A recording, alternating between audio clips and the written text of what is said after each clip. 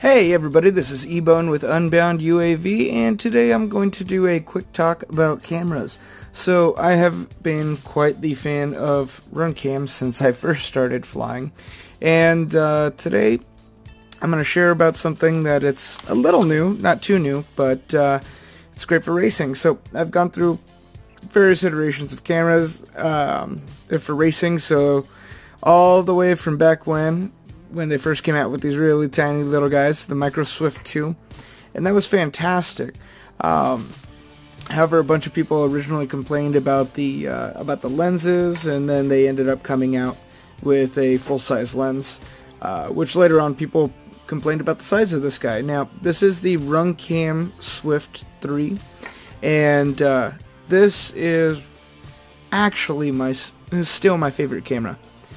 Looks great, works great. Having the control on the sticks is fantastic. They just kept working, kept taking a beating, but they are a bit dated now.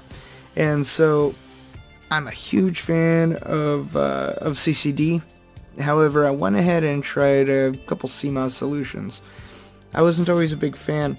The main problem that I had with CMOS cameras was that they were so blown out and so cool that it just bugged me, and at times they seemed a little over sharpened at some points.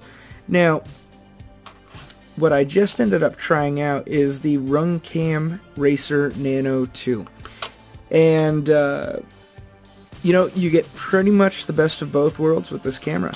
It is a CMOS camera. However, whatever they did with the software or anything this time, it's probably the best looking CMOS camera that I have seen. It doesn't run too cool. Things are nice and crisp, and the edges are a little too sharp at the beginning, but you can go ahead and tone that down. As you can see, I rock it on my 5-inch Racer, and I actually now have 3 of these cameras. I moved my fleet over to them because they're just that good if you're looking for CMOS. Still my favorite right here, but this guy is a close enough runner-up to get that tiny size and that CMOS sensor. And if you take a look over here, I mean, this guy is just small.